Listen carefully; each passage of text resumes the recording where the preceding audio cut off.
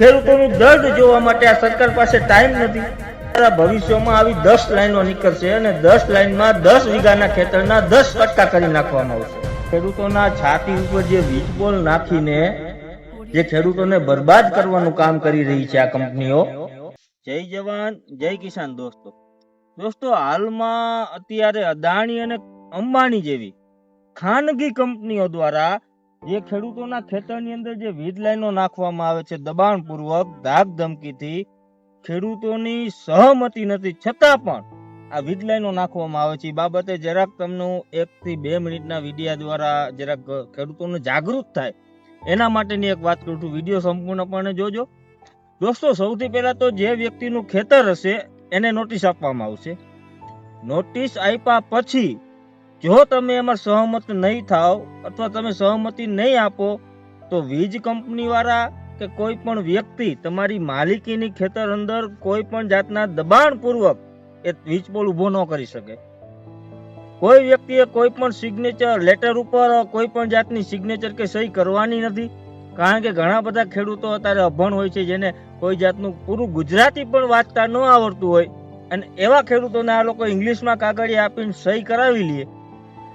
સાહેબ કોઈ ખેડૂતોએ સહી કરવાની નથી.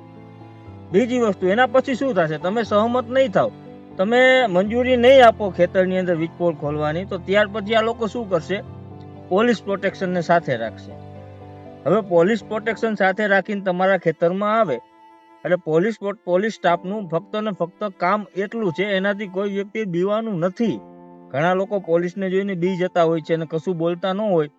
ત્યારે પોલીસનું કામ ફક્ત ને ફક્ત આ વીજ કંપનીના માણસો સાથે તમે ઘર્ષણ ના કરો, મારો નહીં અને ગાળાગાળી ના કરો એના માટેનું છે. બીજો કોઈ આમાં પોલીસનો રોલ નથી. પોલીસ કઈ તમને ટીંગાટોળી કરવા માટે અહીંયા નથી આવી. ફક્ત ને ફક્ત કર્મચારીઓ સાથે તમે બાજો નહીં અને કોઈ પણ જાતની ઘટના ન ઘટે એની સુરક્ષા માટે છે. ત્રીજી વસ્તુ કે પોલીસ પ્રોટેક્શન આવ્યું ત્યારે તમે એને ના પાડશો, અટકાવશો. અને એક ખાસ વાત, હા, કે જે ખેતરમાં વીજ પોલ નખાતો હોય એ ખેતરની આજુબાજુના તમામ ખેતરવાળા હોય, શેઢા ભાઈઓ હોય ત્યારે શેઢાની લપ હાલતી હોય, કોઈ પાક બાબતે લપ હાલતી હોય કે કોઈ અન્ય કોઈ પણ બોલાચાલી હોય, એ આપણે ત્યારે ભૂલીને આજુબાજુના તમામ ખેડૂતોએ ભેગા થઈને અહીંયા વીજ પોલ અટકાવવાનો છે. એની કામગીરી તમામ ખેડૂત ભાઈઓ ભેગા થઈને અટકાવવાની.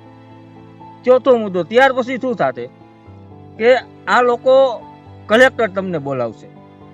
પોલીસ પ્રોટેક્શન સાથે તમે કામ નહીં કરવા દો એટલે કલેક્ટર તમને બોલાવશે. જ્યારે કલેક્ટર તમને બોલાવે ત્યારે ફક્ત ને ફક્ત તમારે એટલું કહેવાનું કે સાહેબ, આ મારું આધાર કાર્ડ, આ મારી જમીનના 7/8, આ જમીનનો માલિક હું છું. ભારતીય બંધારણે દરેક વ્યક્તિને મિલકત ધારણ કરવાનો પૂરો હક આપેલો છે.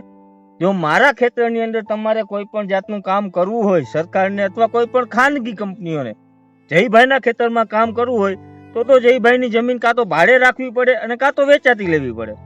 તો વેચાતી લેવા માટે જે ખેડૂત ભાવ કહે એ ભાવે જમીન વેચાતી લેવી પડે, નહીં તે જંત્રીના ભાવે. એવો ક્યાંય ઉલ્લેખ નથી કે જંત્રીના ભાવે જ જમીન તમારે વેચી દેવી પડે સરકારને. ત્યાર પછી સાહેબ, તમે જે વળતર આપો છો ખેડૂતોને, જે કોરિડોર પ્રમાણે 66 મીટરનો હોય કે અન્ય કોઈ મીટરનો જે કોરિડોર હોય, કોરિડોર પ્રમાણે તમે જે ખેડૂતોને વળતર આપો છો એ વળતર ફક્ત ને ફક્ત કોરિડોરનું આપો છો. ત્યાર પછી જે તાણિયા નાખવામાં આવે ખેતરોના પાકને, જે થાંભલો હોય એ થાંભલાની આજુબાજુ ઘણી બધી જગ્યાઓ સાફ કરી નાખવામાં આવે, ઉભેલા પાકને નુકસાન કરવામાં આવે. અને અહીંયાથી જે થાંભલો ઊભો કરવા માટે 6 મહિના સુધી જે દોર ખેંચવામાં આવે એ દોર તો બિનહુકમી જગ્યા, એનો કોઈ હુકમ થયો નથી. તમે ખેડૂતોને પૈસા આપે તો આ કોરિડોરની જગ્યા ના આપો છો, તો 6 મહિના સુધી જે ફરતી બાજુ દોર ખેંચવામાં આવે. હવે અહીંયા કોઈ ખેડૂત એક ધાર્યું કરી શકવાનો નથી, નથી ટ્રેક્ટર રાખી શકવાનો કે નથી અન્ય કામ કરી શકવાનો. તો એનું ભાડું ખેડૂતોને આપવામાં આવે. આ ખેડૂતોએ માંગણી કરવાની કે સાહેબ, જે દોર અમારા ખેતરમાં નીકળે, જે થાંભલો ઊભો કરવા માટે તાણિયા ખેંચવામાં આવે એનું પણ ભાડું આપવામાં આવે. એ સિવાય ખેતરની અંદર જે વાહનો આવે ત્યારે જે પાકને નુકસાન કરીને રસ્તો બનાવવામાં આવે વીજ કંપની દ્વારા, એ રસ્તાનું ભાડું પણ આપવામાં આવે. આવી તમામ માગણી અને ખેડૂતને સંતોષ થાય એટલું વળતર આપવામાં આવે.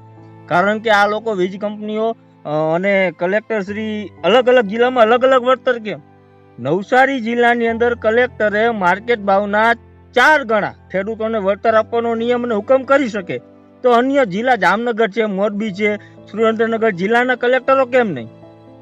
એટલે આ વીજ કંપનીઓ દ્વારા જે ખેડૂતોના છાતી ઉપર જે વીજ બોલ નાખીને જે ખેડૂતોને બરબાદ કરવાનું કામ કરી રહી છે આ કંપનીઓ, સાહેબ એક તો આ ખેડૂતો પાયમાલ થઈ જાય. આ ખેડૂતો પાસે જમીન નથી વધી ને આજ દિવસોમાં એક ટાવર આવશે. અત્યારે હાલમાં એક ટાવર નાખવા દેશો તો આવનારા ભવિષ્યમાં આવી 10 લાઈનો નીકળશે અને 10 લાઈનમાં 10 વીઘાના ખેતરના 10 કટકા કરી નાખવામાં આવશે. તો ખેડૂત વાવશે શું? એક તો સાહેબ ખેડૂતોની જ્યારે પીડા આવે ત્યારે સરકાર કેમ આંખ બંધ કરી લે? ખેડૂતોની વ્યથા સાંભળવા માટે આ સરકાર કાન કેમ બંધ કરી લે? ખેડૂતોનું દર્દ જોવા માટે આ સરકાર પાસે ટાઈમ નથી. અને એવામાં આ ખાનગી કંપનીઓ થોડી ઘણી જમીનો જે ખેડૂત પાસે વધી છે એ પચાવી લેવાની, ખેડૂતો પાસે કઈ રહેવા જ નહીં દેવાનું. સાહેબ જ્યારે ખેડૂતોને જરૂર પડે ને ત્યારે કોઈ આગળ નથી આવતું. સાંભળો, આ જગતનો તાત છે. આ એક દાણામાંથી 1000 દાણા પેદા કરીને આ દુનિયાને ખવડાવવા વાળો છે. અને એની છાતી ઉપર જ્યારે આવા ખંજર ભોપવામાં આવે, વીજપોલ નાખીને એની પીઠ વીંધવામાં આવે, વીજપોલ નાખીને એ પણ કેવા ભાવે? હાવ નજીવી વળતર. જંત્રીના 25% પ્રમાણે તમે એને વળતર આપો અને એ 25 વર્ષના કરાર સાથે. સાહેબ ખેડૂતો જ્યારે ન્યાય માગે ને, આ ખેડૂતો હર હકાવી જાણે ને તો સમય આવે બધું દેખાડી પણ જાણે.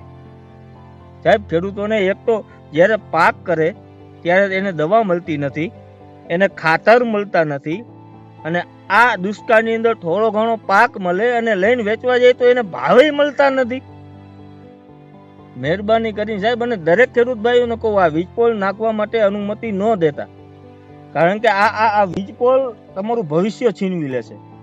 કારણ કે આના જે તરંગો આવે ને સાહેબ એ નુકસાન કરે.